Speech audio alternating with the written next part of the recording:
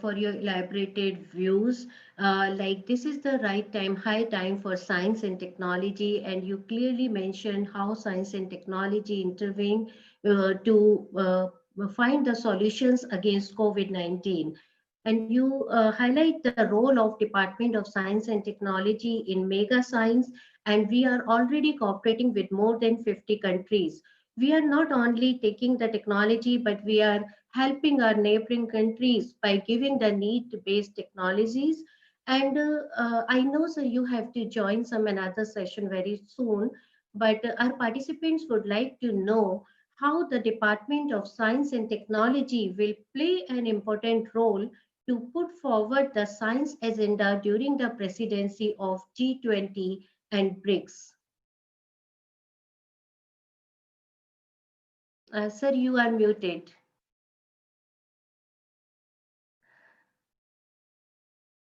Yeah, I was muted because I was already about to leave, and so I was going to say that this question actually is directed to the international division, isn't it? But I can certainly put in my two bit. But sir, as a head of the Right? organization, the participants would like to know your Yeah, views yeah, I on heard the question, and I said that this is a question that here Mr. Vajpayee ought to address. So I'm sure you have a road plan, isn't it? Please explain it to the participants. I would like to hear it too. So go ahead, it. give it a 2 minute shot. Go ahead, go ahead. Don't be shy. No, no, no, not a question of being shy. No, no, no, Uh, no. good thing is first that India took presidency of SNT of the BRICS group yesterday, and we are now all set. So first meeting of the BRICS SNT steering group would be held in early January under the presidency of India. And idea is that we would be focusing on a lot of things, including capacity building. So that is one area where we are focusing that we would have young scientist conclave. We would have exchange of young students amongst the BRICS nations. So similarly in G20, we would like to do this exercise also, which has not been done so far. But we would like to propose it, and this is a good thing to start. This year, because of the pandemic, the focus in BRICS was on COVID. So we had a COVID research call, and I'm happy that India has agreed to partner in about 10 COVID-related projects with BRICS. And in G20, in fact, DST is a little behind, and we have Dr. Chandrima Saha, who has been representing the science agenda. And I hope you would be listening from her how we are planning to take the science agenda in G20 forward. Thank you.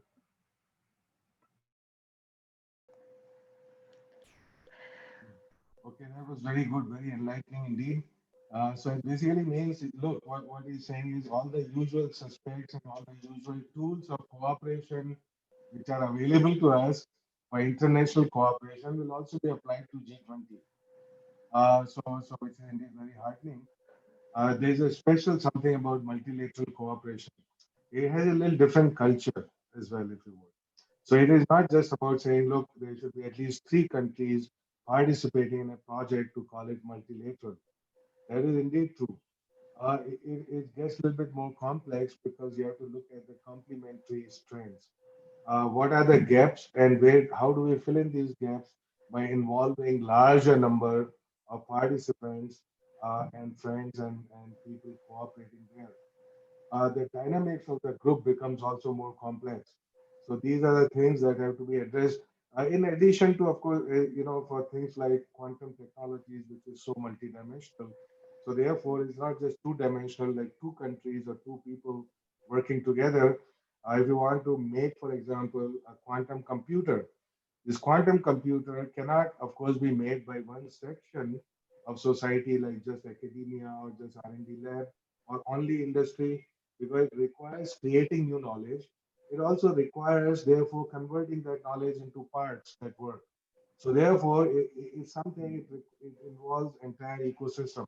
So G20, what we ought to do, Vashte and Jyoti, is that have a very strong participation of industry from the beginning. And we would be looking at larger projects which are not possible in bilateral settings, multidimensional larger projects which also involve participation of academia, R&D, industry, and the line ministries of the government.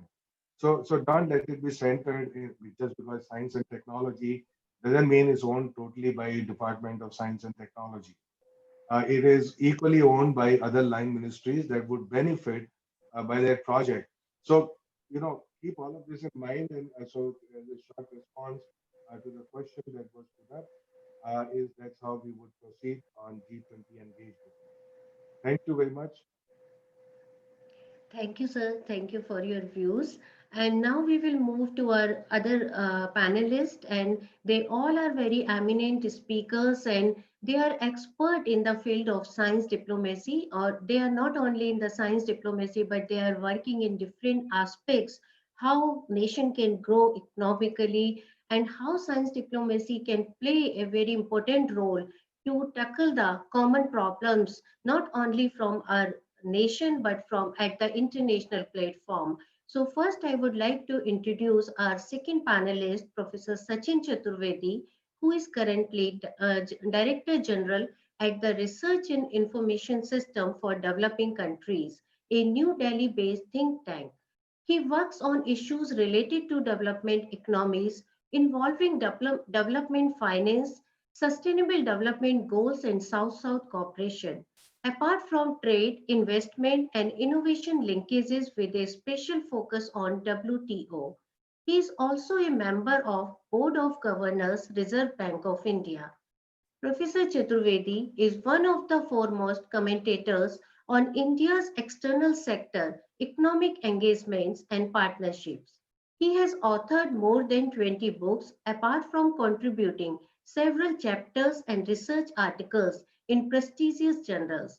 His book, The Logic of Sharing Indian Approach to South South Cooperation, has been acclaimed internationally as one of the best volumes on international development cooperation. He has served as a visiting faculty in many national and international universities.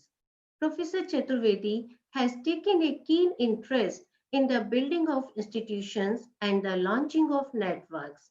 He is created with the launch of Network of Southern Think Tank and Forum of Indian Development Cooperation. He has also created Delhi Process, a major forum for the exchange of ideas on South-South cooperation. First, I would request to him to share his views with our attendees, so attendees can may ask question to him. And sir, you are really welcome to share your views. Over to you, sir.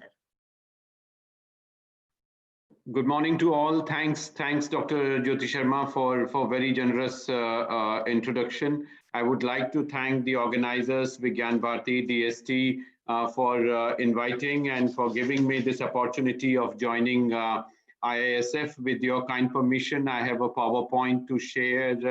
May I share that now? Yes. I Thank would you. like to request Pankaj, please access to Professor Chaturvedi so he can share his presentation. Is it visible now? Yes, sir. Please make it full screen. Yes, I have done that. Thank you. Thanks a lot, Dr. Sharma. I would like to thank you once again. My panelists, Professor Ashutosh Sharma, we have heard him, and in his remarks, he made this extremely important point in terms of how we match our strengths and our needs. And that, I think, is the bottom line for science diplomacy program. He also observed the requirement that is there in terms of making it a government-wide connect and science technology having way for other sectors. That I think is extremely important.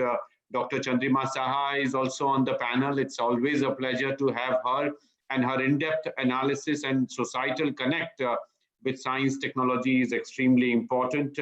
Dr. Varshney has been leading, and my very dear friend, Mr. Bharat Joshi is here. So the panel is really complete. Colonel Avinash has been giving this process a shape. So thanks once again. Let me quickly begin the idea, and I have been given the topic of focusing on science diplomacy, setting up science agenda for G20 BRICS and SCO. SCO's meeting is largely over. So I'm not focusing too much on SCO, but the general points that I'm going to make are equally applicable to them. And I would just like to take back a few minutes for us to recall the historical context and the framework that Indian philosophy brings to the idea of science diplomacy. And some of us think that it is of very recent origin, but I would like to very much emphasize that unlike the current transactional approaches that we have as to what and against what cost we can get what, that kind of transactional approach is there, but is not the only thing with which India traditionally has engaged with. Indian philosophy has largely focused on global public welfare, and that has been part of India's societal psyche, I would say, of praying for gains for everyone, and that I think is very much evident when we talk about the global welfare. The idea of sharing strength of yoga or Ayurveda, that comes in the science of life and has been part of our efforts to take it to the larger world. The whole concept of Vasudhaiva Kutumbakam is very much a statement, not only in terms of his speeches and lectures, but was the practical part of our idea. In fact, those of you who might have watched the movie The Man Who Knew Infinity from Hollywood would know very well how Ramanujan's philosophy came out so absolutely clear in this movie, where the triangle of culture, religion, and science came so much evident in terms of how we have been doing it. And that's the very connect with Asia and Africa and other kingdoms that we see. In fact, let me bring here the epigraphs that have been found for Chola emperors, Veera Rajendra Deva and Rajaraja III. We find that there in the temples that are there in Thirumakudal and Vadiram, they have been found with descriptions on Siddha, which they have taken to China and Cambodia. In fact, Chera rulers were in direct connect with Africa for taking Indian practices of health management there. On 11th December 2014, just to take a very recent example, yoga was made an international event, and on 21st June, the day has been declared by the United Nations under resolution. And I'm glad that Secretary Professor Ashutosh Sharma dealt at length in terms of India's role during pandemic. So I don't have to talk about it, but that's where Indian philosophy comes in. And what we see is a similar effort in other countries. In Britain, my dear colleague, Dr. Ravi Srinivas, informs me that science diplomacy has a long history, even in other countries like Britain, where in 1723, the post of Secretary for Royal Society came even before Secretary of State for Foreign Affairs came in. So there you find efforts that are also there in terms of combining, even during the Cold War, the connect between Soviet Union and United States is something on which a lot of commentaries in science diplomacy field have appeared.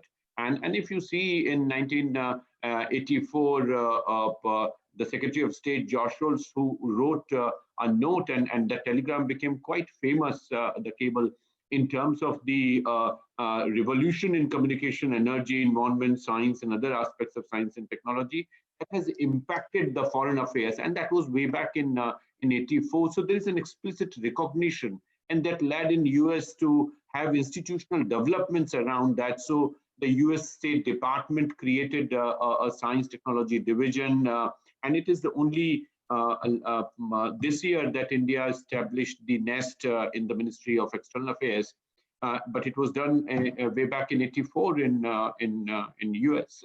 It strengthened the Bureau of Oceans, Environment, and International Scientific Affairs. created interagency networks for scientific advices.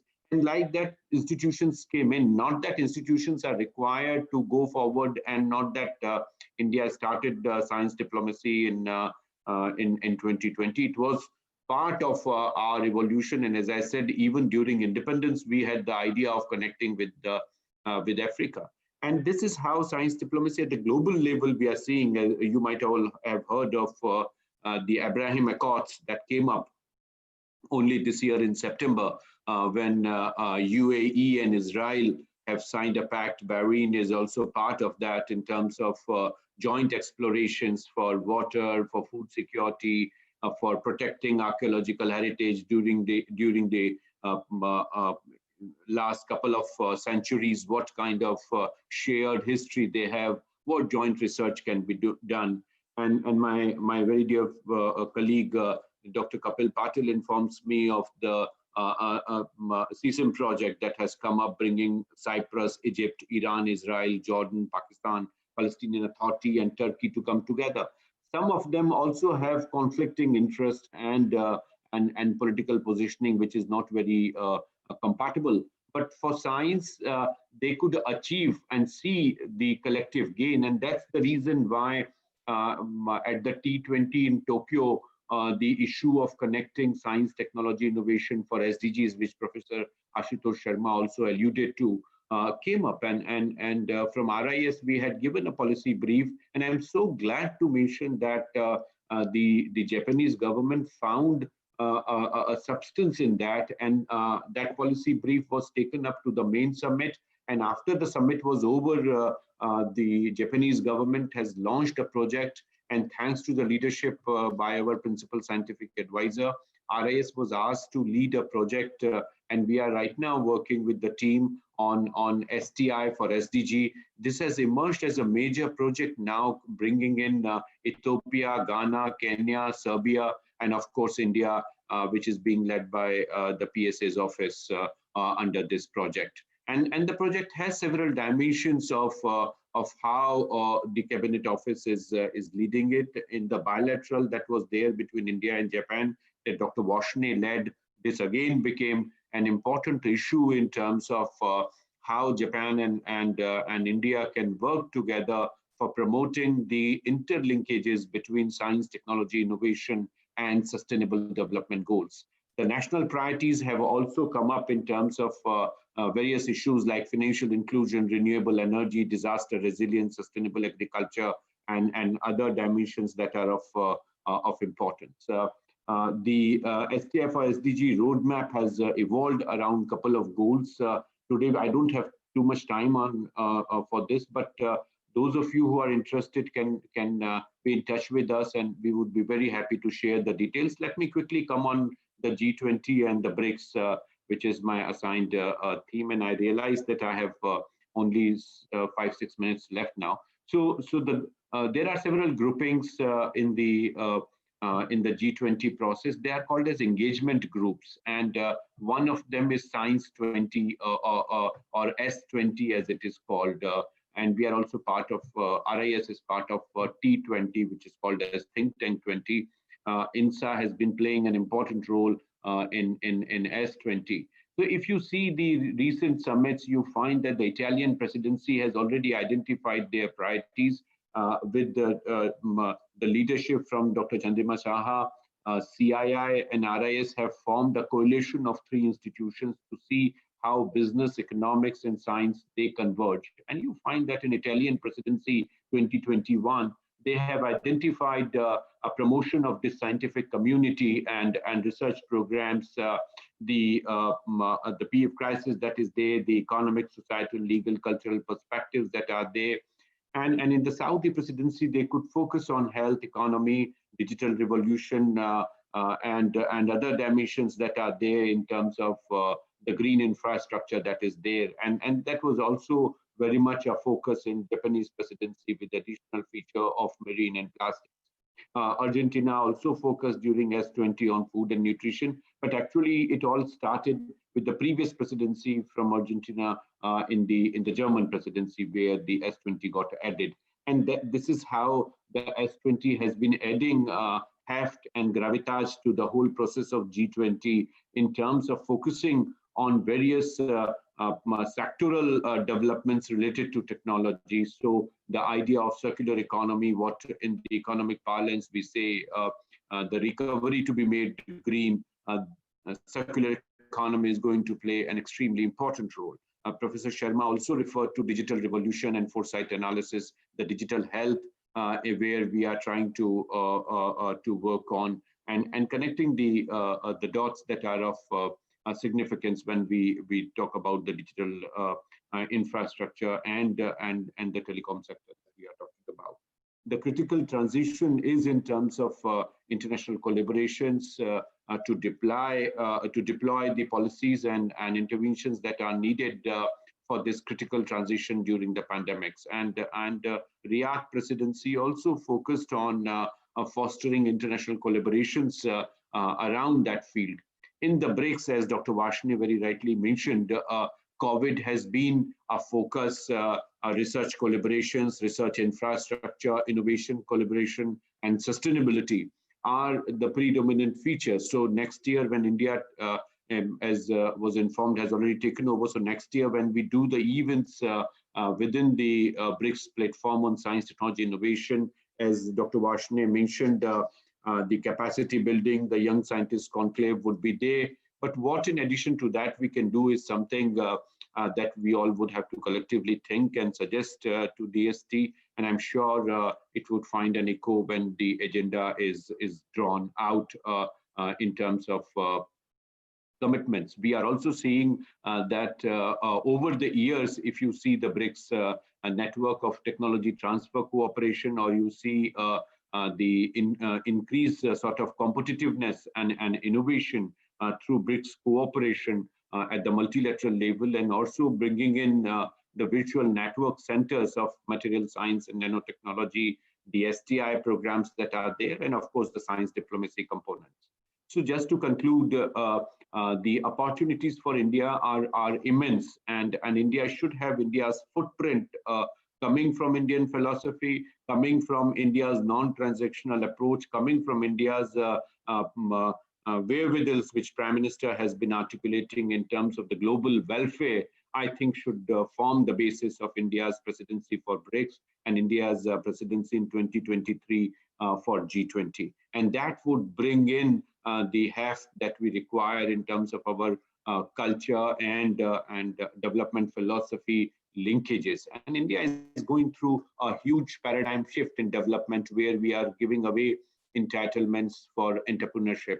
And that entrepreneurship, that development of private sector industrial, rather than the government-led processes, I think is the strength of India's science diplomacy program. With these words, I would stop here. Thanks for the opportunity. Thank you, Professor Chaturvedi. Thanks for highlighting that science diplomacy is not new for India. You explained beautifully how Chola emperors played an important role in diplomacy. Now, India is showing its strength, not only highlighting the yoga and Ayurveda, but participating in mega science. How science diplomacy played an important role during the Cold War between USA and Soviet Union. These are the very beautiful examples when we can understand the role of science and technology in diplomatic relationship. I would like to request all participants to leave your questions in a question and answer chat box, so we may take relevant questions and you may ask the questions to our panelists directly. So now I would like to request my co-moderator, Colonel Avinash, to introduce our next panelist, Mr. Bharat Joshi. Over to you, Avinash ji. Good morning, everyone. Professor Chaturvedi, it was very enlightening to hear you. It was a pleasure to see in your slides and the amount of depth you have been talking. Thank you very much. In fact, this may be the outputs from everyone who's listening to you. Thanks, Edan. I, in the meantime, also introduce you to Shri Bharat Joshi. Bharat Joshi represents the industry. He comes from a logistic background and is on board of the 3 companies. All 3 companies have interest in logistics, technology, and infrastructure, And one of his company also has a credit of establishing the first dry port in Indian hinterland. In another venture, Bharat has been instrumental in advising foreign companies and trade missions to invest in technology and business by alliances and joint ventures. Bharat has represented India in Future Leaders delegation to Japan earlier, and is also a member of some global organization in addition to CII at national level. Bharat is an alumni of Bradford University.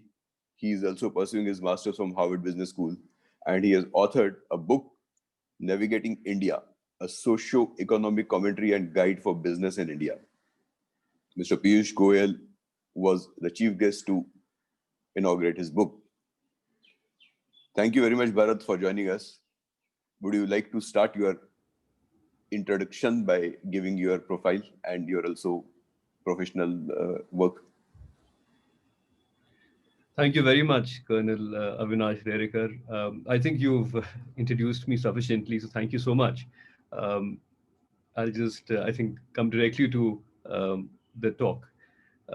Shri Suresh Prabhu, Colonel Avinash of Vigyan Bharati, Dr. Jyoti Sharma, the moderator from the International Cooperation Division of DST, my esteemed friend, Professor Sachin Chaturvedi, uh, and Dr. Chandrima Shaha, President of the Indian National Science Academy.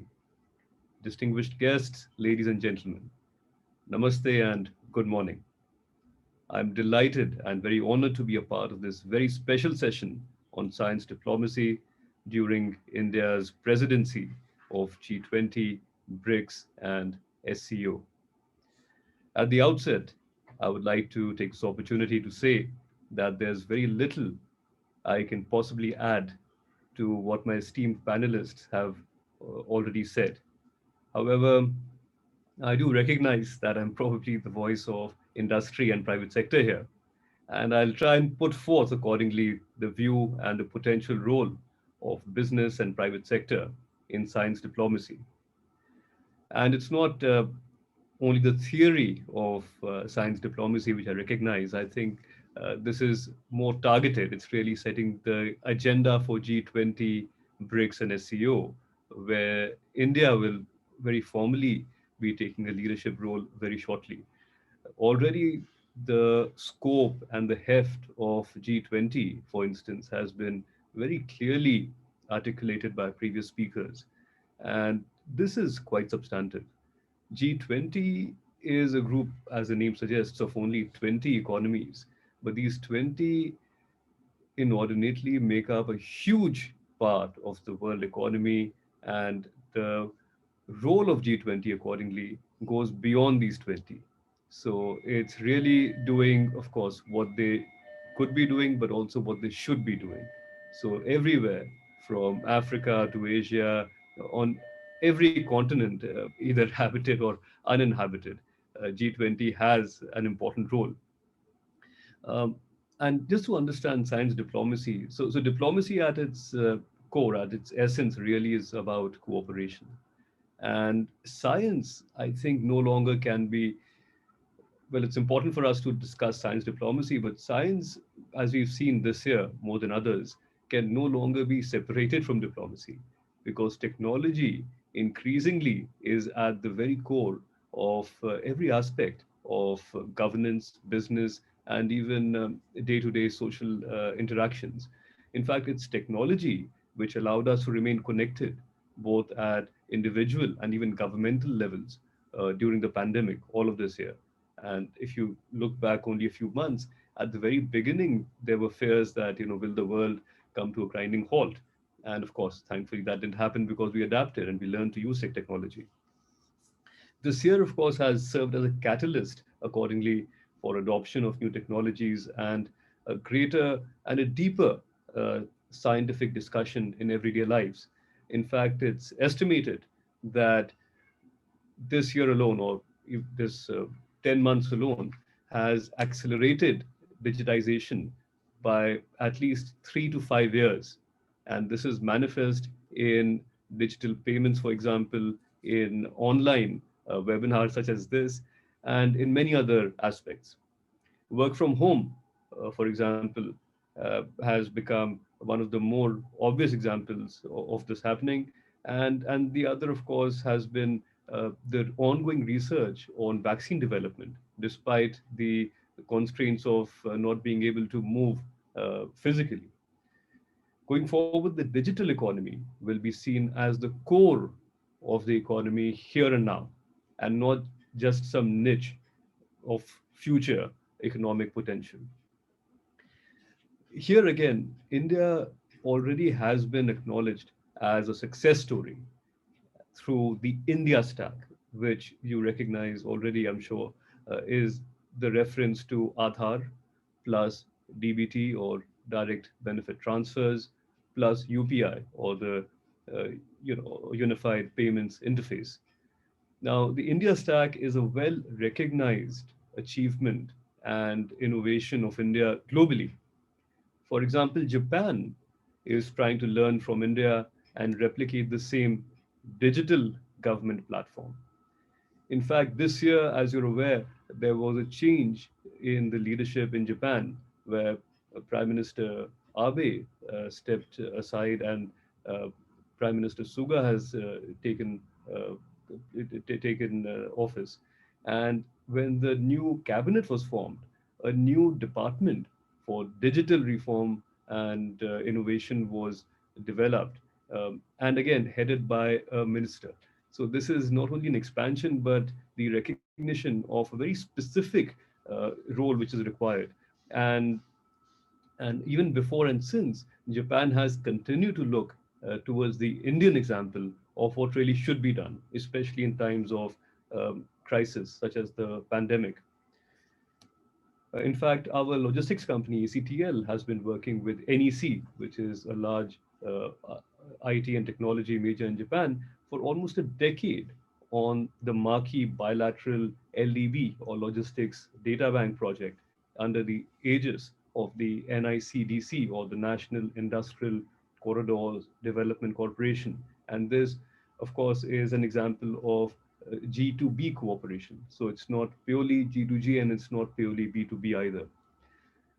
The G20 has agreed on the concept of data free flow with trust.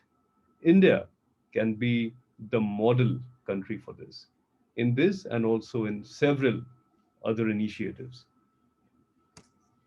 One other example, of course, is of blockchain. And if we can extrapolate our competencies as we have done with the India stack and also use blockchain, this can be used to great effect both for international trade and domestic trade and compliance. And think of everything from GST to international customs, where blockchain could really become a uniform and unified uh, manner to complete all financial, regulatory, and compliance related activities. India's ability to demonstrate proof of concept or POC and scale is unmatched. And both these factors will remain a potent and determining factor for new and emerging scientific solutions. And both POC and scale are vital in India's role of a leader in global vaccine production. And further COVID-19 related research and development will also emerge from this, and of course, our deep scientific talent pool. In fact, G20, again, and this is already seen this year and it will continue, that the G20's ability to articulate a common and a timely response to the pandemic has been very widely appreciated and has been acknowledged as being one of the effective multilateral or minilateral responses.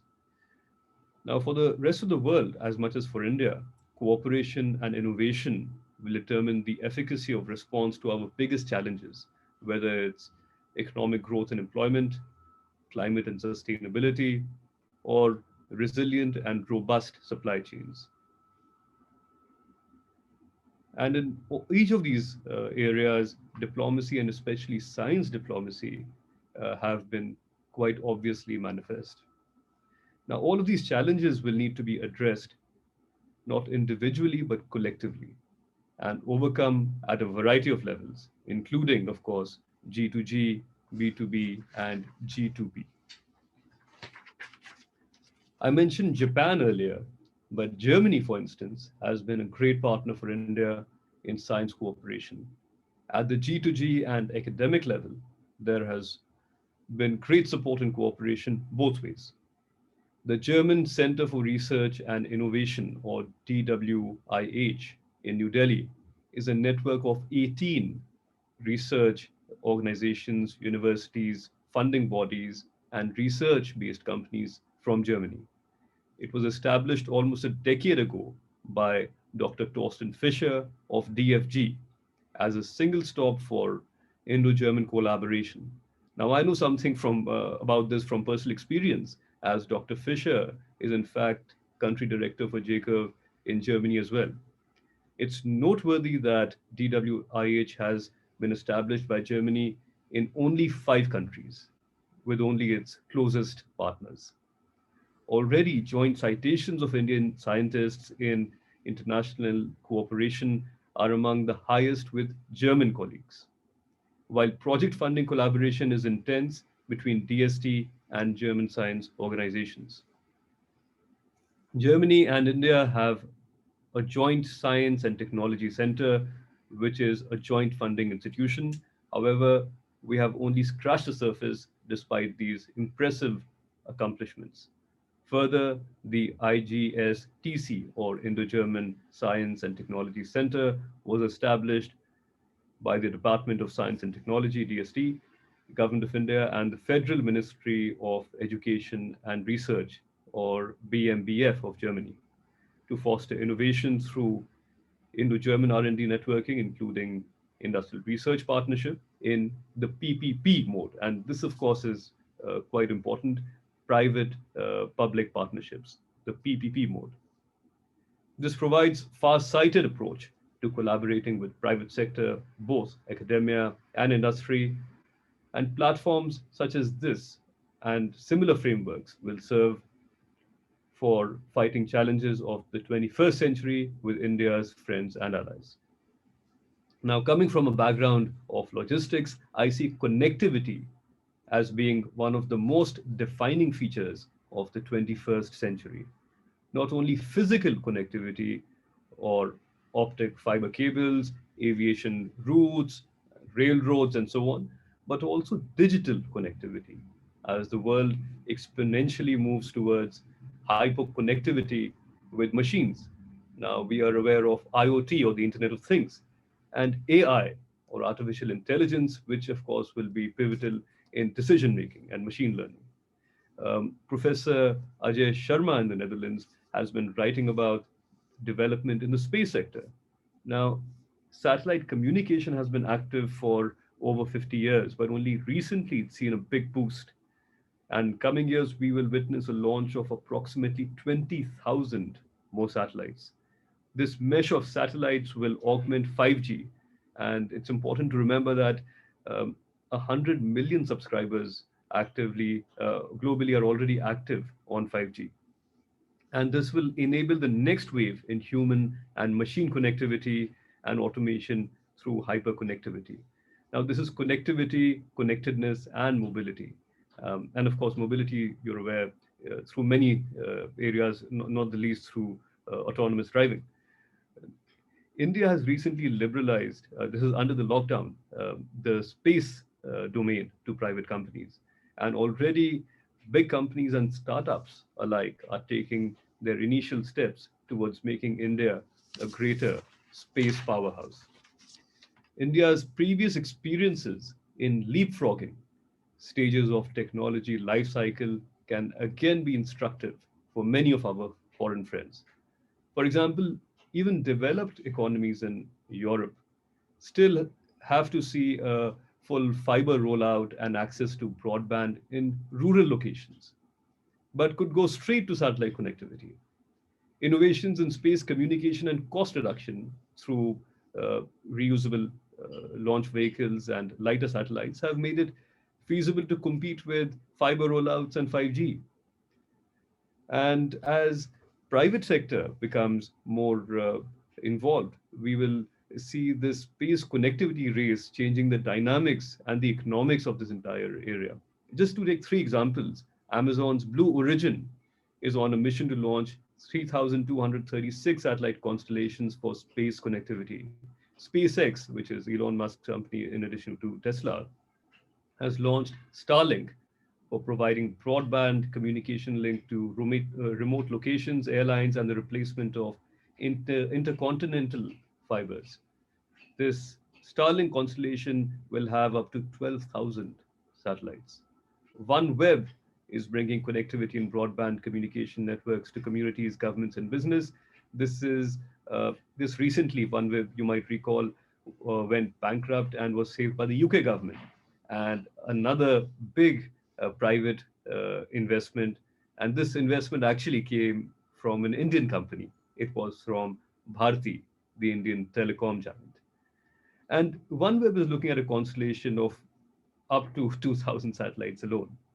Uh, Professor Chaturvedi, who spoke previously, has explained very beautifully how entrepreneurship and private sector is the strength of India in in science diplomacy, and the role of private sector in all of these areas which I've mentioned and more, whether it's green economy, digital economy, connectivity, mobility, and others, will continue to lead to healthy competition and cost efficiencies, and will improve the global backbone to broadband connectivity, global enterprises, governments, sea and air travel, logistics, remote and rural access, faster broadband deployment, and will revolutionize the human and machine active connectedness. And in many ways, this will very much also speak directly to the Indian ethos of balancing both development and commercial sustainability. Thank you.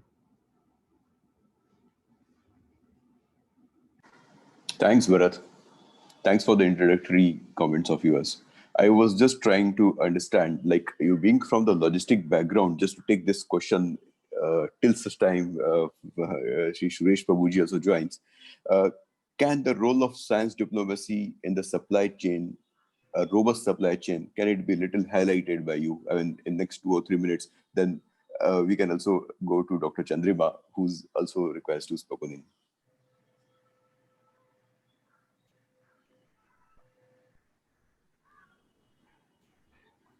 Thank you, sir.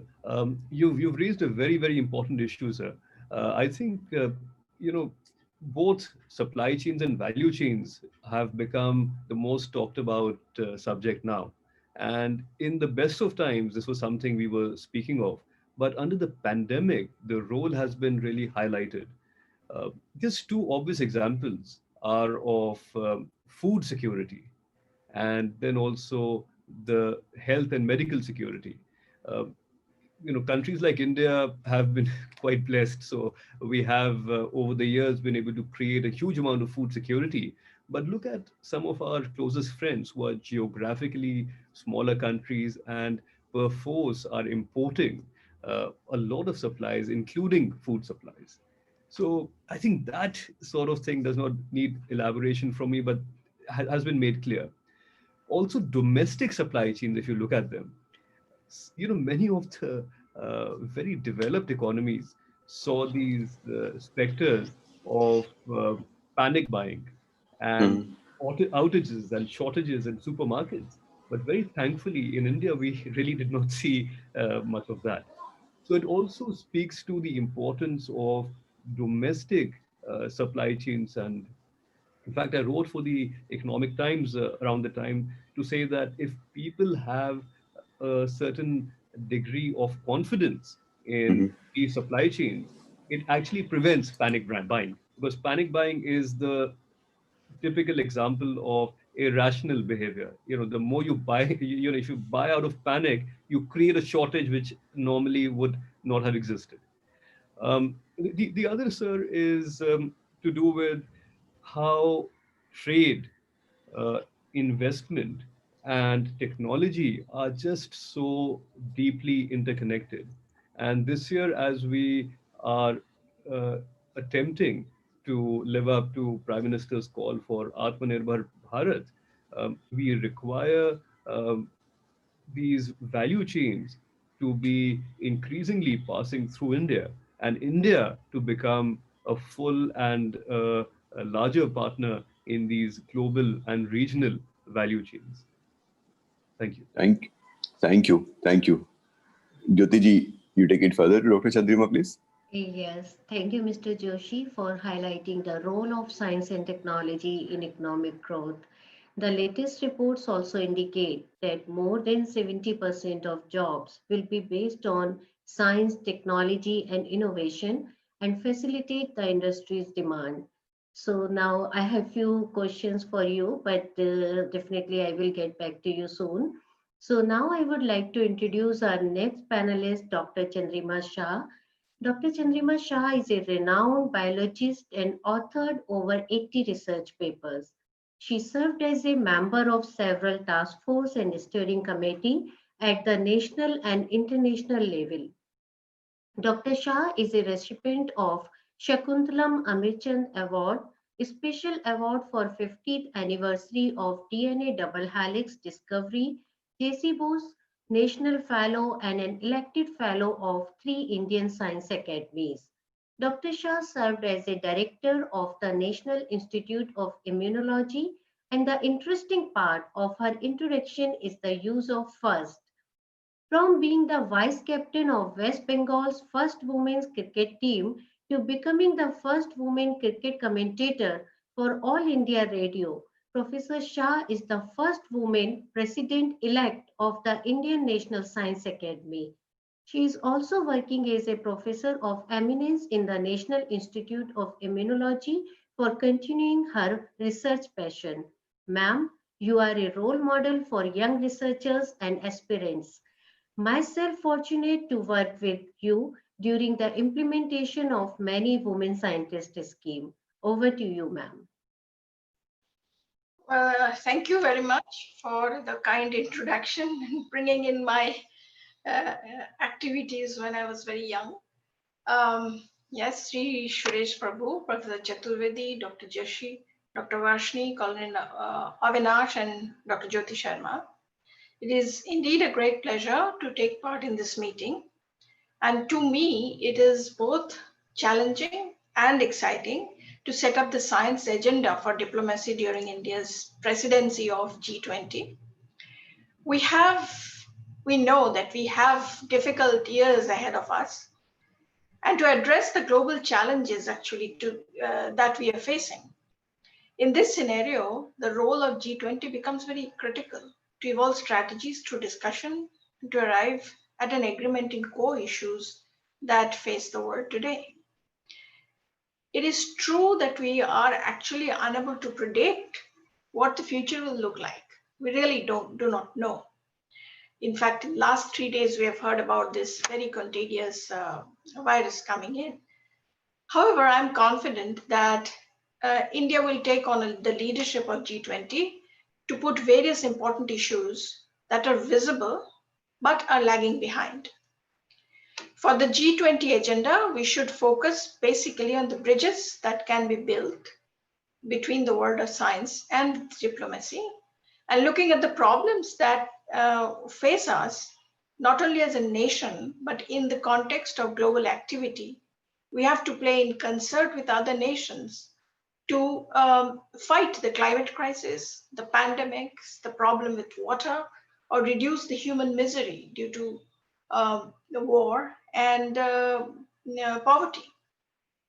Basically, eradication of poverty is one of our sustainable development goals. We need to engage with each other, and the beauty of science diplomacy is such that even when relationships between nations stumble, the cooperation through science survives. And precisely that is why we need to build the bridges. We should be acting as a cohesive community, and we should be having open dialogues to evolve strategies necessary for building the world of tomorrow. And while working together, the global partners will have to use shared tools and actions to combat the devastating effects of the pandemic and make economic recovery. we should strengthen the partnership between the nations, and this is what INSA also aspires to do through facilitating dialogues between scientists across nations. And we have immense responsibilities now, and the possibilities that have been generated by the development of technologies and digitalization should be used. The agenda should be to make the opportunities affordable and accessible for betterment of society should be the goal. The topic of health is of utmost importance now, and as suggested in prior talks, it will be the most important agenda. Combating dangerous pathogens, whether it is the Ebola virus, the coronavirus, or any other unknown emerging pathogens, we require putting together our attention to it. The technology that has evolved globally to tackle pathogens, which came at an incredible speed, and that is because there was basic knowledge, basic techniques available through science. And these technologies should be shared through conducive negotiations, because not all global citizens have access to technology. Some do not have access to resources, and therefore these are best shared. I'm sure the platform of G20, where nations of different strengths are members, will aid to achieve this fair sharing. One aspect that needs to be worked upon is developing trust in science by both society as well as the political establishment. Scientists have long known that sooner or later an emerging pathogen previously unknown or even known would jump from animals to humans to threaten and induce a pandemic. With human habitats coming close to living niches of animals, we are constantly facing such challenges.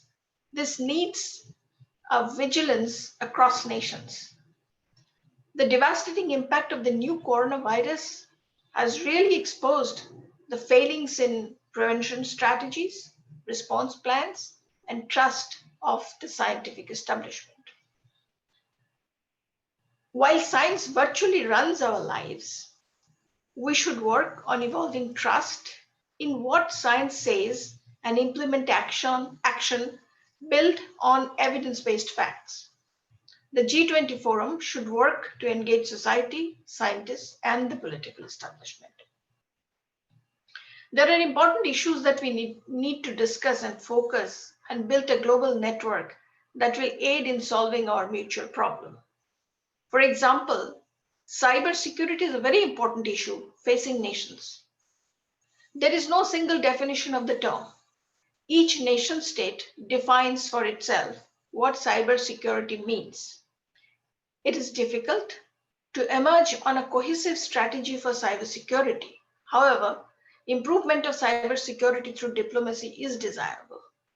A strong position in science diplomacy and cybersecurity could evolve through close cooperation of activities and opportunities developed by different stakeholders.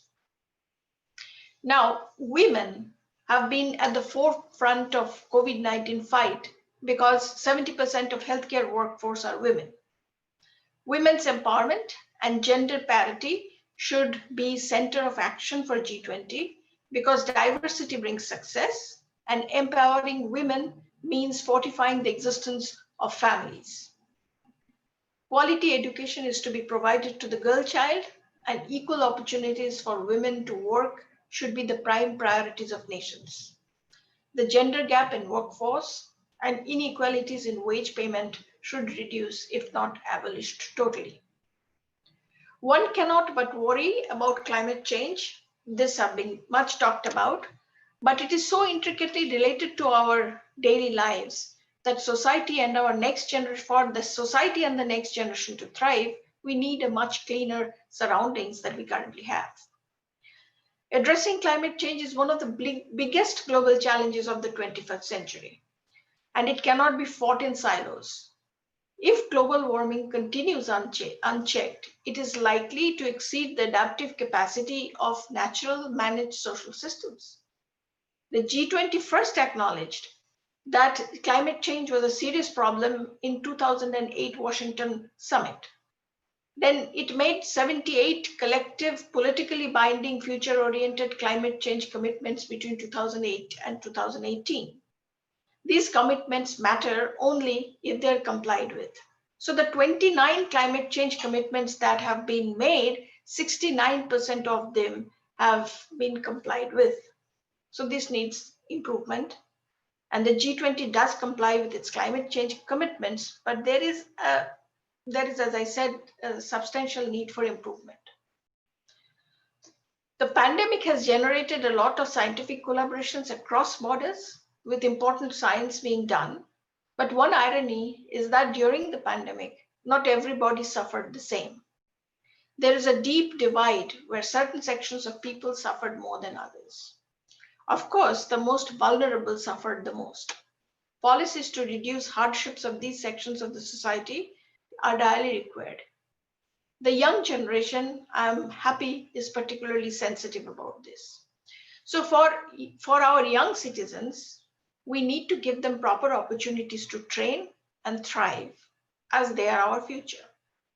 In addition to trainings in science and technology, young aspirants could be trained in areas of making science policies and also areas of science diplomacy. That is a rapidly evolving subject. I would recommend the involvement of social scientists, as many of these problems are streaming as societal problems that need to be developed. After all, it is the society that will ensure our survival. So INSA is trying to facilitate the international cooperation. At this time, it has become a little easier in the sense that we can communicate through this developed communication system, which is improving day by day. However, at this G20, we are looking forward to set an agenda that would help us to make a better planet. Thank you very much. Thank you, ma'am. Thanks. You are rightly mentioned that the priority of the health sector during this pandemic time. I would like to mention, like you all are aware, the community is eagerly hoping for solutions from the health and scientific community. During this pandemic, the hardcore scientific terminology like DNA, RNA, polymerase chain reactions, antibodies, herd immunity have become a common man language. So openness, transparency, sharing of research data, and international collaboration may help the world to get quicker and reliable solutions, not only against COVID-19, but other diseases and the common problems like gender, ma'am has mentioned, education, poverty, climate change, and waste management. And thank you, ma'am, for urging to make a bridge between the scientist and the social scientist. So with all these introductions, now forum is open for the open discussion. So I would like to start with Professor Sachin Chaturvedi. Sir, we are discussing about the multilateral cooperation. So you are handling with the science diplomacy very deeply. So I would like to know your views, how multilateral cooperation is different from bilateral cooperation. Thank you. Thanks, Dr. Sharma. As has emerged very well in the presentations that we heard from Dr. Chandrima Shaha and from Bharat Joshi, I think 2 points are absolutely clear, which essentially distinguish between the multilateral and the bilateral cooperation. The first and foremost is about narrative setting, a sort of guideline that the multilateral brings on table. And this is a sort of like, for instance, what Bharat mentioned in terms of access, equity, and inclusion, AEI framework on which we have been working. This is the kind of message that a multilateral platform like the S20 or G20 can provide. Dr. Shaha has also alluded to the point that when INSA is trying to set the agenda for S20, INSA would try to focus on the several issues that she referred to, particularly related to the role that women have played as part of being the frontline workers, be that also in terms of the role that a societal concern should be there. So multilateral platforms are to set the bottom line for countries' processes that they should follow in the national strategies or even in the bilateral. We know where the virus has originated from. What are the guidelines? Are the national governments following the guidelines? And Dr. Shaha is absolutely right. The emerging pathogens, they require global governance mechanisms in place. Even the biological warfare and other similar threats require multilateral understandings and surveillance mechanisms in place for national warfare security measures. So these all can be done only through multilateral understanding, where countries sit down, talk, evolve mechanisms, and are responsible. The whole COVID-19 is because some people have overlooked that safety aspect that is needed. And we know in which country 2 years back the synthetic babies came up. So this is despite of the ethical guidelines that have been issued. So some people are trying to achieve individual welfares even at the cost of others.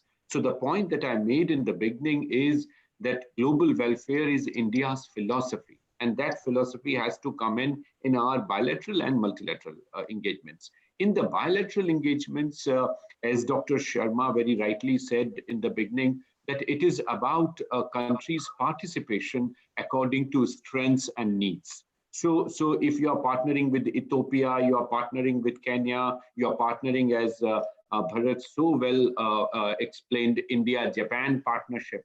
So he gave several examples of digital governance where Japan is trying to learn from India and India is also trying to learn from Japan. So bilateral and multilateral tracks differ in that context, as I understand.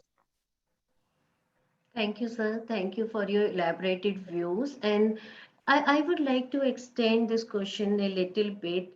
Like there are many multilateral platforms like South-South cooperation and South-North cooperation. So what are your views with the India's perspective? So which platform is more important for India's growth? Thank you. Thanks, Dr. Sharma. I think both are equally important. We have to receive where we have gaps and we have to share what we have. So as I said, for science, technology, innovation, and sustainable development goals, India has, for instance, clean water purification technologies, which are cost effective, which are time tested. So already PSA has identified around 7 water purification technologies, which we have with us and we would like to share with other countries. Similarly, nutritious food. So goal 2 of the SDGs, we have wherewithals we can share with others. But we do not have technologies like, for instance, in goal 7, which is about renewable energy. And India is leading the International Solar Alliance. So in the solar domain, what kind of technologies can be shared with India? And India is already talking to Germany and a couple of like-minded countries. We also require, for instance, glacier studies, and India is part with Himadri through Ministry of Earth Sciences, a center that we have established to understand how it is unfolding. We also require technologies for industrial fishing. Now, as Professor Ashutosh Sharma very rightly said, these questions are interlinked, and I'm so glad Bharat very rightly said that it would be difficult to separate technologies from future, and that was also the point that Dr. Chandrima Shaha said, and she was very eloquent when she said this: science runs our lives, but we need to have evidence-based policymaking. Now, this is such a profound statement that it brings forth the point that even in engagements like, for instance, WTO, and at RIS we are very closely following, there is a proposal by European countries to squeeze off all subsidies on fisheries sector, which means even fisheries which are for subsistence, all those subsidies would go away. Now, the countries that are supporting industrial fishing, where big trawlers are required, where shelf life value of fishes can be kept on ship for more than 72 hours. Our fishermen go in water, bring fish by afternoon or evening, and then consume it or sell it. That's very fresh. But if your industrial ship goes, it can't come back in afternoon. It has to come back in 2 days or 3 days. So you require technology to refrigerate them on the boat itself. So these technologies are available by Norway, by Japan, but not by India. So there is now discussion going on as to how we create global public goods. In fact, a finance minister invited some of us last week to discuss with economists on the forthcoming budget. And this was one of the proposals I made to the finance minister, that you require technology support for our fishermen, because if WTO gets into action and next year squeezes of fisheries subsidy, our fishermen, lakhs of them, would be out of job, and the whole fishing industry would be in turmoil.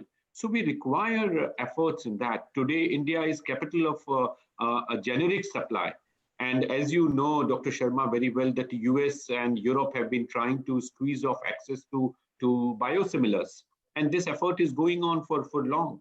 So if the biopharma becomes the trend and the only trend, then the whole pharma industry would be in turmoil in next 20 years or 30 years. So how that transition would happen, how our R&D strengths would be accumulated. So the question is that technology is becoming part of our lives, is the central part of it. And as was very rightly said, that to imagine diplomacy without connect with technology is impossible.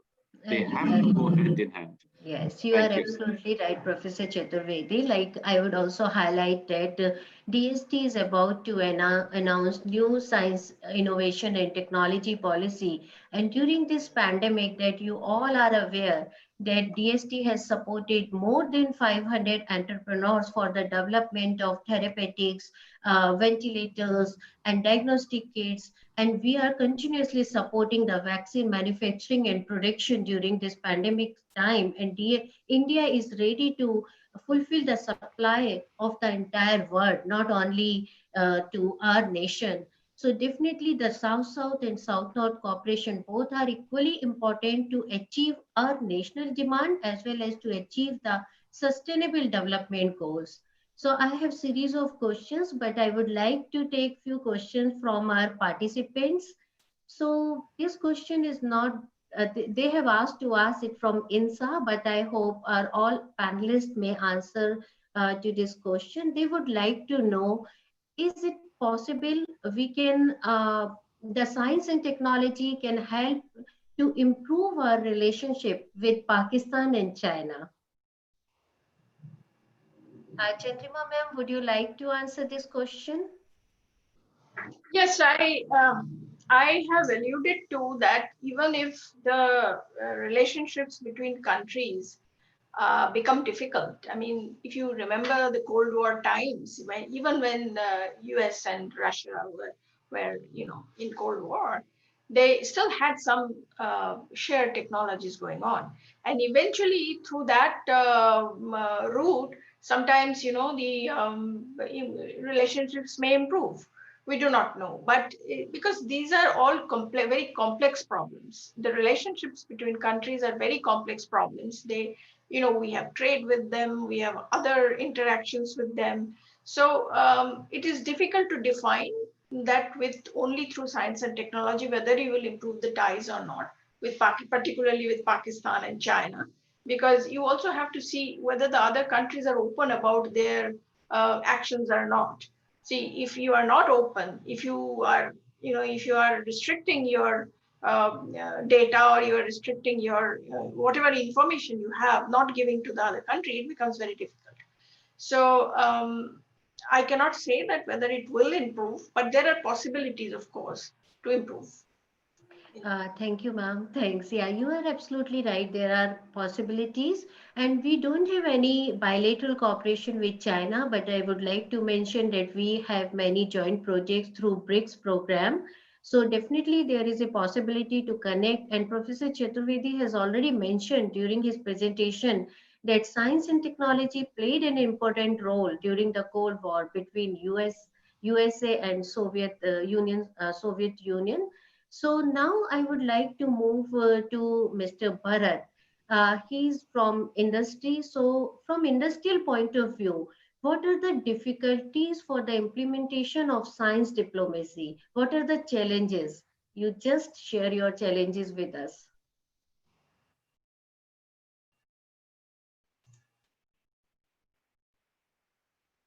Mr. Bharat, you are muted. I beg your pardon. Thank you. No, I was saying that the challenges that business faces are perhaps not peculiar and rather, I think, very much congruent to the kind of challenges uh, any other stakeholders would deal with, whether it's governments or others. Actually, Professor Chaturvedi, in his talk, very eloquently explained the nuances and the many layers of cooperation.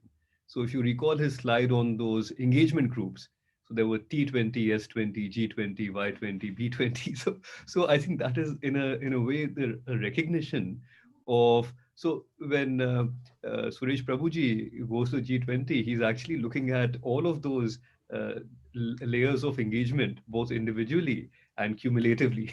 So, there are some obvious factors which perhaps have more of a commercial or business implication than others. Uh, One obvious example is that of IPR or intellectual property rights. And these issues are, of course, extremely nuanced because, as already Dr. Shaha and also Professor Chaturvedi have highlighted, the Indian approach is not either or. It's not all or nothing. It's very much balancing developmental imperatives with commercial sustainability. So, if you don't have commercial sustainability on one hand, none of our very famous projects would take off or sustain, whether it's digital payments or Aadhaar or whatever else. We've been able to not only roll them out but ensure that they're used and used effectively because they're economically sustainable. Now, on the other hand, we also have a developmental aspect. Now, Dr. Shaha already mentioned about the one of the cruelties of the pandemic, that the most vulnerable were most impacted, and we see this in so many ways. Now, it's well and good for us to have this webinar remotely, but for a child whose family cannot afford a smartphone, for instance, can that child attend school? Now, this, for instance, is a huge strength of India's frugal innovation and affordable technology. So, being able to make this sort of technology accessible to all. So these are, I think, some of the pulls and pressures that everybody faces, including business. And of course, I won't attempt to dive deeply into all of these issues on this short Q&A. But just to, I think, suffices to say that these are being resolved, and very much through a collective effort. And I think these sort of discussions are very much at the heart of it. And thank you for inviting a private sector representative. But if we are able to be in a, just a fly on the wall, or if there is a private sector or a business um, view that is taken into mind right from ideation through delivery, that could become in itself a very powerful thing. Thank you. Thank you, and I'm delighted to share that Shri Suresh Prabhu has joined us. So I would like to request him, please, if he can just switch on his camera. I would like to request his office if he can switch on his camera, please. Jyoti ji, I was just in touch with him. I think he's taking another 5 minutes. He is in the office, but he's Okay. Fine. So in the meantime, we have we another can 3-4 just minutes with go a for 5 minute. another question. So I'm just saying our participants are really excited to ask different questions to our panelists. So the one question is from Dhananjay Ravi Kumar. How are sensitive scientific topics such as those that have a protected IP discussed on an international stage? So they just would like to know, by connecting or by doing the international cooperation, how can we protect our copyright and copyright issues and patent issues? I hope Professor Chaturvedi can answer this question, or Thank Chandrima you. ma'am can answer this Thanks, question. Dr. Sharma. I am sure Professor Chandrima Shaha can answer it much better. She has been dealing with technologies, but let me attempt. I think two issues are of great significance. One is growing emphasis by India on open innovation. And we have been trying to minimize this dead weight of patents, and that is keeping the access, equity, inclusion, AEI question on the peripherals. So it is important to encourage more of the technologies which can be either sort of brought out in public domain and shared as part of open sourcing during development and also during dissemination. The second approach that is coming in is the delicate balance you need in policy making to protect the interests of innovators and industrialists for that matter, and also serve the public policy objective of access, equity, and inclusion. So when you have these delicate balances to take care of, because you would not like to do compulsory licensing for all the products that you need. Today, you are forcing seed companies to do that. Tomorrow, you are forcing it pharmaceutical companies. So that way, industry would never be interested in investing in new research and take an edge.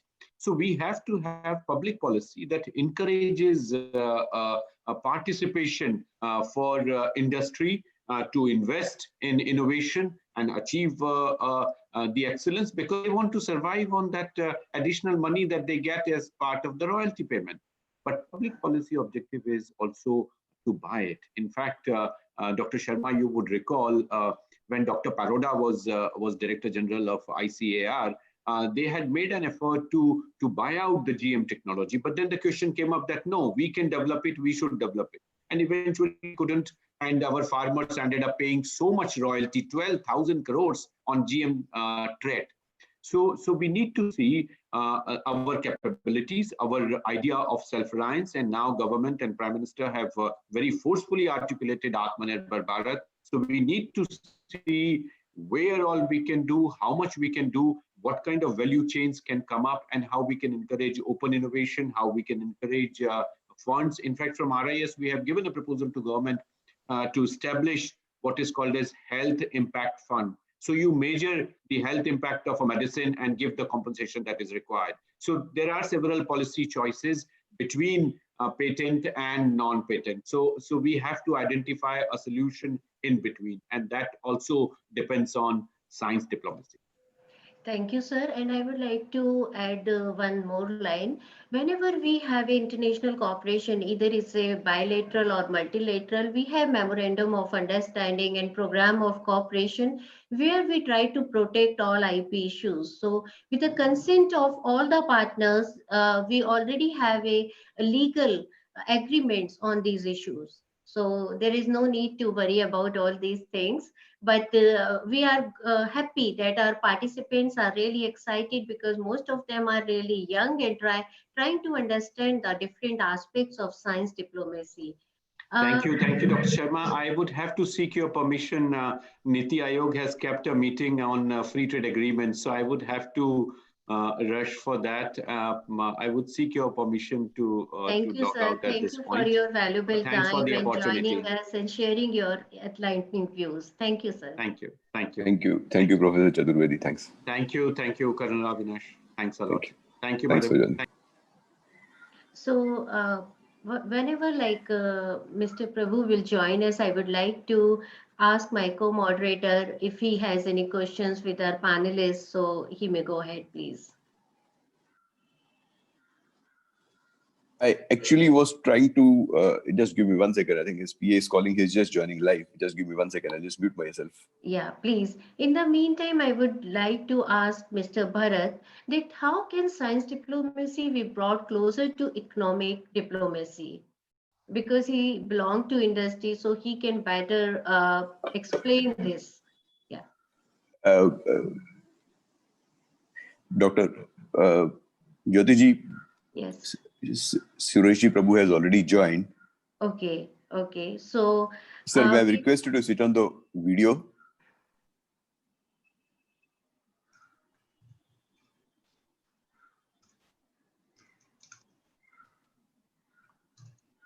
I would like to request Mr. Suresh Prabhu's office if he can switch on his video, please.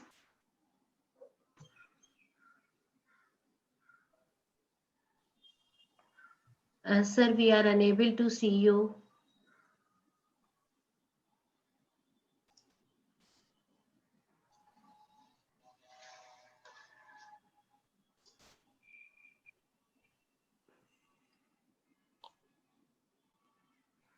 Yes, sir. Now we can see you. Thank you. I'm really delighted to share that Shri Suresh Prabhuji has joined us, and there is no need to introduce him. He is a well-known politician, former union minister, and India's Sherpa to G7 and G20. He is a chartered accountant by profession and a member of the Institute of Chartered Accountants of India. Since 1996, he is repeatedly elected as a member of parliament, Lok Sabha constituency in Maharashtra, and currently represents Andhra Pradesh in the Rajya Sabha. Sir, you have already highlighted terrorism, global security, global slowdown, multilateralism, environment and energy, and fate of economic fugitives as key issues for discussion during G20 meeting. Your wordings that the global trade and fate of national economies are interlinked and slowdown in global trade reflects in a slowing domestic economy reflects your vision for the removal of hurdles to free trade. With these words, I would like to request Prabhuji to enlighten us and share his views to our panelists and our participants. Thank you, sir. Thank you very much. In fact, this is such an important program. I congratulate Vigyan Bharti, who are my friends and colleagues, and we have been working together for a very long, long time. There was some communication gap. I didn't even know about the program till about a few minutes ago. Therefore, I had to come back from the parliament where I'm attending a very important joint parliamentary committee on data protection. So I had to go back there, and I came back only to attend this program. And again, I'm going back. Otherwise, Thank you you, know, sir. I always come on time and leave on time. So, but this time it was not known to me. So, but anyway, I'm very happy that you organized this program. And very briefly,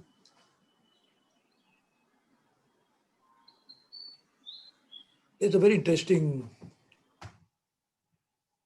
phenomena that is growing in the world. On one hand, there's an existential threat to multilateralism. The countries are withdrawing themselves, trying to be more inward looking than before, also ignoring certain global challenges. This is definitely happening. At the same time, there's a very interesting development which is happening parallelly, simultaneously.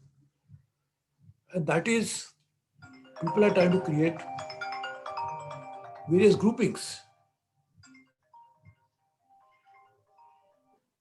And these groupings are to bring synergies with each other's interest, trying to find out how countries can work together on certain specific issues for specific geographies or for specific goals. That's how the new groupings are emerging. I'm not saying new that they happened yesterday. but relatively new. And few of these groupings are the G20, G7, and G7 has been much older than G20. G7 has undergone a change, which was G8 and became G7, and now it is likely to be G10, probably. And this is what is happening globally, is that the new groupings are emerging. These groupings, some of them are very formidable. The G7 is, of course, used to be called as a rich countries club. But now that doesn't represent a reality. Because India, even China, and others were not part of this group, G7. China is the third largest economy, India is the fifth largest economy. So this doesn't capture the reality. United Nations, on the other hand, is not effective as it should be. And the entire family of UN is really trying to assert its relevance. In this context, we have to really look at how could we make the world a better place. Because the challenges, on one hand, have increased manifold, which are of global magnitude. At the same time, there is no organization, there is no global governance. That's why the challenge is how to deal with global governance through some entry points. And that's why today's program, we are talking about few of those groupings which will be dealing with these issues. But you are focusing, and rightly so, on science and technology. In fact, the growth of the world has always been driven by science, the discovery of it. And in future, the science will dominate, but technology will drive it. And therefore, these groupings again will be focusing on science and technology in a big way. We already, when the pandemic hit us, we had an extraordinary G20 leaders meeting, and we took some extraordinary steps, unprecedented, to deal with unprecedented challenge, of course, is to how do you bring vaccine, which in fact, you'll be surprised, India was the first country. I had raised this issue even before all this happened, that we must focus on vaccine, because we cannot deal with pandemic without that. And Prime Minister Modi has been driving this process. And today we already have some vaccines now being administered on the citizens. So this is science. But we need science of different kind. Today, unfortunately, I don't have enough time to speak about all this. For example, which again I have been raising the issue in all these multilateral forums, we must have surveillance system, early warning system for all kinds of disasters. Natural disasters, man-made disasters. I don't know whether I should consider this pandemic in which category, whether it is man-made or natural. I think it is both. But we need early warning system as well as surveillance system. And surveillance can lead to early warning. And there again, science is required to come out with such systems. Then, as our ancient science, which we practice in India called Ayurveda, which always tells us that prevention is better than cure. So we need science for preventing catastrophes than technologies to deal with challenges which emerge out of such man-made or natural catastrophes. So we have to find out prevention as a science, a protective wall, firewalls, which will ensure that we will not have a problem to begin with. We'll be able to get rid of it in a proper way. And therefore, we must find out as to how can we solve these problems and work on it to prevent it to begin with. And I personally feel that this is the kind of grouping which has not the best economies of the world. G20 represents 86% of the global output, but also best scientific institutions and scientific minds in the world. We have a very good example in the world of IPCC, Intergovernmental Panel on Climate Change, which was only scientific body of best of scientists from the world, which works under the UNFCCC, United Nations Framework Convention on Climate Change. This body has come out with so many models, simulations, ideas, how to deal with climate change from a scientific perspective. Now, to deal with such issues like that, we need such best of the minds and best of the institutions in the world to come together to deal with challenges of future with scientific approach. And to do that, this India's presidency of some of the most important groupings will play a very key role. India has always been at the forefront of addressing global challenges. We always provide a capital, whether it's human capital, intellectual capital, or even sometimes even monetary capital to deal with such challenges. We have provided human capital in terms of deploying our military under the UN umbrella to deal with some of the peacekeeping missions. Same way for science, we have always offered that ability, whether it is space or whether it is related to health.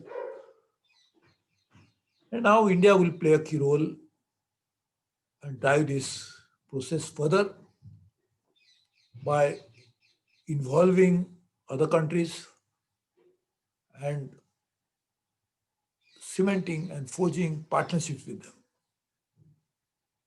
I've been in touch with almost all important countries in the world at many levels, at political level, at scientific level, at diplomatic level, at economic level, at government level, at non-government level. I am myself involved with more than 16 global organizations. And of course, fortunately, because of my interest in global issues, I've been involved with at least more than 100 countries, traveled to 144 countries in my own life. But I can see clearly India's leadership recognizing globally. Prime Minister Modi, who has been now seen as a leader who leads on global issues. When the climate change conference took place in Paris, Paris Accord was signed. I must really put on record, I was in the cabinet, I've seen it from close quarters, that Prime Minister Modi played a key role in making this happen. On one hand, President Obama from the US was talking to him, and on the other hand, President Hollande of France, who was presiding over this conference, was talking to him. India played a key role, a balancing factor in ensuring that this accord finally was signed. It's a different matter that US walked out, and I'm sure now they'll come back again with more vigor. Secretary John Kerry, who has been appointed by President-elect Mr. Biden, will actually take this process forward. On the other hand, in UK, my very dear friend, Alok Sharma, who is now president of COP26, will play a key role. In fact, the other day, in last few days, I've been having conversation with almost 30, 40 countries on this climate change issue. They called me and I've been speaking to them, including German minister, UK minister, and many others. And we can clearly see India's role as one of the most crucial role into all this. And that is thanks to Prime Minister Modi. And I really look forward to India playing that important and key role in addressing global challenges under the guidance and leadership of Prime Minister Modi in future. So I congratulate you. As I said, Vigyan Bharati is one of my own organization. I've been working with all of them for a long time. Mr. Jain Sahasrabudhe is my very old dear friend. And I'm sure we'll continue to engage with each other and take this process forward. India has decided to host G20 in 2023 instead of 2022. I announced it in G20 Sherpa meeting just before the leaders meeting. And we already said that Indonesia will be doing it in 2022 and will follow by them. In fact, on Saturday, the Indonesia delegation is coming to my house for lunch. And I'm sure we'll work together in a very close manner as we are doing with Italy now. We are in touch with Italy, who is the current presidency. We have very, very closely worked with Saudi Arabia, my dear friends, who always have promised me on their own, very magnanimous gesture, that Saudi Arabia will lend full support to India. And I think we'll take all this forward. Wish you all the best. I want to go back to Parliament, so sorry for uh, this brief uh, talk, but I really look forward to working with you. Thank you very much. God bless you all. Thank you very much, sir. Thank you Thank very much, sir. And we are really happy, sir, and appreciate you could find time and join us, sir. Thank you very much.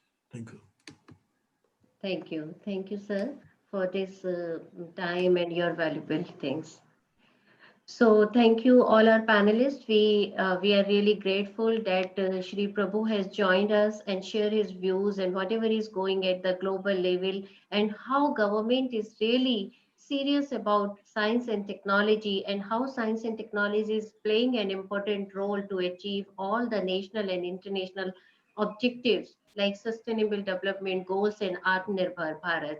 So we have few more questions for our panelists. So I would like to move towards Mr. Bharat Joshi. My question to him is like he already mentioned about the supply chain. So how role of science diplomacy, how he defined the role of science diplomacy in robust supply chain. Thank you very much, Dr. Sharma. I am looking forward to answering this question, but then at noon, I need to leave for another engagement. So I think much of this already has been discussed. And so you asked me two questions. One before this was on science diplomacy and economic diplomacy converging. Yes, yes. And now you asked me about these supply chains. So, I'll take, which one should I take first? Okay, first you may take the first one first. Sure. So just last week, I think it was that the MEA, the Ministry of External Affairs, launched this new website on economic diplomacy. And it's not that the subject is new, but I think it is a very useful reminder to how economic diplomacy is becoming one of the cornerstones of both bilateral and multilateral engagement. And I think it's been put very well by Dr. Chandrima Shaha that in times when conventional diplomacy um, runs into some rough weather or is found to have some constraints, um, other aspects such as economic diplomacy or science diplomacy can not only ensure a sustained engagement, but also in some ways come or rather overcome these momentary challenges. So, if you look at the major topics of economic diplomacy, and of course, it's again interconnected. So with that caveat, I'm just trying to put them into different boxes. But if you look at some of the largest issues of economic diplomacy, one is the blue economy, and Professor Chaturvedi mentioned the topic of fisheries and fishing, and not only in terms of the technological challenges, but also policy and international negotiations. So that's one aspect of blue economy. The other is just a sustainable way of harnessing both natural resources and also renewable resources, and of course other issues such as access. So if you are uh, attempting to lay new or more powerful subsea cables, that is of course in some ways very much a part of the blue economy. Also, if you are looking at harnessing tidal energy and so on, so, and as time goes on, we will find new technology again. So we come to science, new technologies of harnessing not only the existing resources, but also new resources from the ocean. India, of course, has a large coastline. It's almost 8,000 kilometers, 7,500 something. So we have one of the larger EEZs, exclusive economic zones, of any country globally. So that is one. Another is just to do with the energy mix, and this is what Shri Suresh Prabhu also alluded to, on not just the conventional sources of energy, but also, let's say, solar. And he spoke about the Paris Climate Accord, which COP21, which of course was an example of where India took the mantle. Now, very briefly, to come to your second question about these value chains.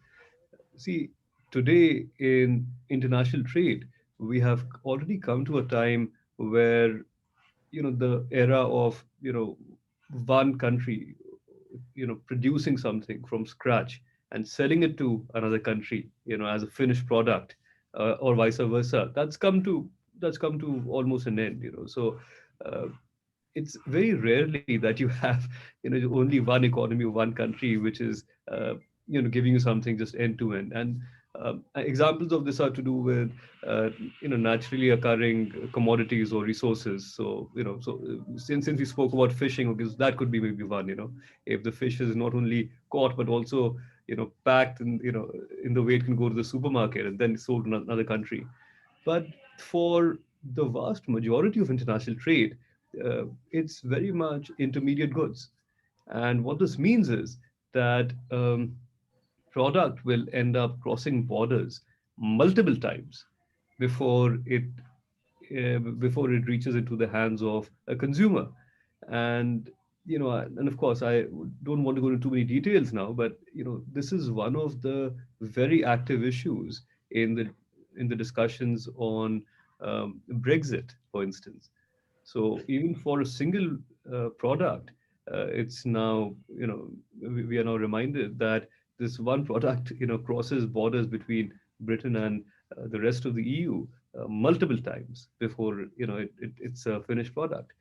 So this is just an example of how uh, deeply integrated we all are. And if you study the trade patterns, and if you study um the linkages of the most developed economies, you will find that they are the most deeply interconnected with the rest of the world. So so if we are trying to move towards that, and if India is going to hopefully emerge as a bigger player in international trade and investment, then of course these international linkages, both the physical linkages as well as how we figure into a certain value chain, become important. Also, very briefly, I'd mentioned about food security, and then of course I think it was Dr. Shaha who also mentioned cybersecurity and so on. So when you look at these issues, that very much is a different way of looking at your supply chains. So if your supply chain is robust or resilient, then you are sure that you will have food on tables, for everyone in your country. Or if if there is an unexpected crisis, you will have enough medical devices. You mentioned ventilators, so that, or you'll have enough pharmaceuticals or whatever for everyone who requires it in your country. So these are a couple of the examples, and I think I'll stop here now. Thank you. Thank you, Mr. Bharat, for your elaborating answer. And I hope our panelists should be benefited by a very balanced panel. Our panelists, one from industry, one from academia, and the one from politics side, and the another one is from science diplomacy. So we are about to end this session. But before ending, I'm seeing a lot of questions in my chat box and question answer. So we are not able to take all the answers, but I'm sure that we will text. I will try to text all the answers to our participants. But before closing this session, I would like to ask one more question to Dr. Chandrima Shah. She's a researcher, and she's representing one of the most prestigious science academy of India. So by like when we are going to take the presidency of G20, and the S20, like the science agenda, will be our priority during this presidency. So, ma'am, how you can define the role of our science academies to put forward or to encourage this agenda among our scientific community and our youngsters? How we can inculcate that kind of temperament and culture among our scientific community? See, there are three academies in India, and all three academies have very, very esteemed members who are actually the think tanks for the academies.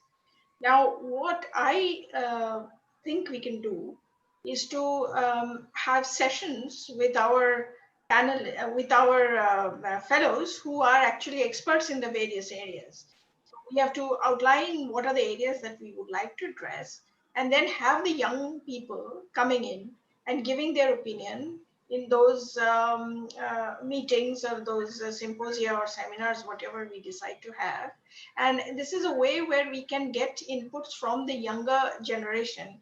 After all, everything belongs to them in future. So this is something that we need to really engage in. And yeah, the academies have been organizing webinars on food security, on nutrition, on on like cyber security. We had just had a session on cyber security.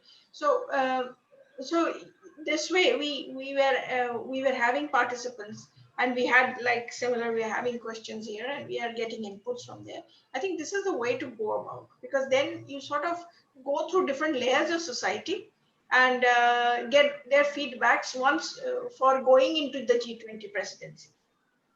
So I would suggest that something like this should happen. Yeah. Thank you, ma'am. Thank you. With this, I would like to sum up, and there are many questions that our participants are asking how we can connect or how we can involve our community, like farmers, our young generation, our school students, school teachers, in this process, because we are in process to achieve the targets of Atmanirbhar Bharat. One way we are talking about our national goals, and another way we are talking about the sustainable development goals. So all our participants should understand that both things are equally important. One way, if we really want to make India as a powerful country and we want to enhance our economy, then we have to go in the international cooperation. It's a bi-directional process. One way we are taking something, one way we are giving something. So we have multiple programs where we are cooperating with multiple countries. It may be developed countries, developing countries, third world countries. So if you will go on a website of the Department of Science and Technology, you will have a major picture how we are connecting with different countries and how we are taking the advantage of expertise, available resources of another countries, and working together to find a solution against the common issues. As all of you know that now we, during the current pandemic, we all know, understand that no nation can tackle all the common problems or global problems singly by not cooperating with other countries, because no one country has enough resources, enough funds, or enough expertise. So science and technology is a platform where every country can come together and can work together for for the sustainability of our society, or for the young, for the future generation. With all these words, I would like to request my co-moderator, Colonel Avinash Ji, to share his views and sum up the session. Thank you. No, I will not take much of time. You have already covered up all the points, and more importantly, we are running out of time. We have already crossed the timings. Yes. It was pleasure, in fact, to interact with Dr. Chandrima, Bharat, as well as Professor Sachin Chaturvedi, and we are very fortunate that Shri Suresh Prabhu ji also joined us at a last half an hour's time. It was a good perception, though I still feel a point which is not come to from the panelists or probably from all of us is, are we lacking in some kind of a diplomatic efforts to bring the science diplomacy in the mainstream? Other point is, are the lateral entries also not looked into in the correct perspective into taking this science agenda forward. We'll leave for the next session. Also, we'll leave for the panelists to think over this. But this point, at some point of time, needs to be deliberated. Slightly bold, but I feel it needs to be addressed. Sure, sure. And I would like to request our all participants to join us tomorrow at 10 a.m. for our last and third session. And we look forward for your participation. And you all are also welcome if you feel that we haven't covered something, because the 2 hours time was really short for our panelists and for us too.